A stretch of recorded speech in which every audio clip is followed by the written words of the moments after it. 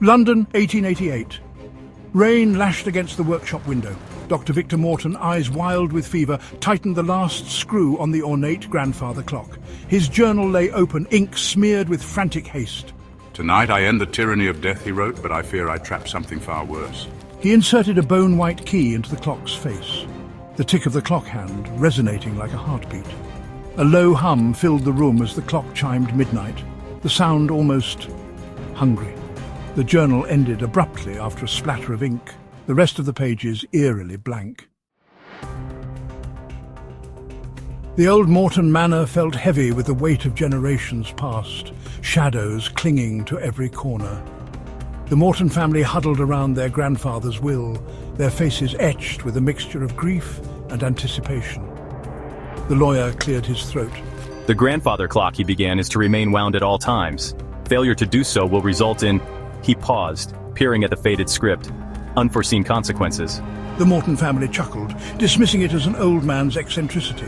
Little did they know the clock held their fate in its intricate gears. The screech of brakes, twisted metal. Sarah Morton shouldn't have survived. Yet she did. The doctors whispered of miracles, baffled by her impossible recovery. No one noticed the steady tick-tock echoing in the hospital room, the grandfather clock standing sentinel. Then Grandma's terminal cancer vanished. But the relief was short-lived. I couldn't sleep, my eyes wide and unblinking. Grandma no longer ate, her gaze vacant. Dad's voice, once warm and familiar, turned cold and distant. The attic yielded a dusty trunk, filled with Dr. Victor Morton's possessions, including the journal. As they read, the truth sunk in like a stone in their guts.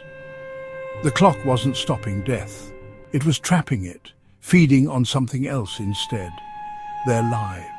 The clock ticks and life it takes, the journal read, but they will yearn for the sweet release of death.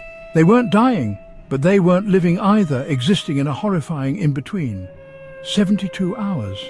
Sarah hadn't blinked in 72 hours. The key sat in the clock's lock, a silent invitation to end the curse. Tick-tock. Scratching sounds emanated from within the clock, hungry, desperate. Perhaps sometimes death wasn't the worst fate. Tick, silence, and then a whisper. Your time is up.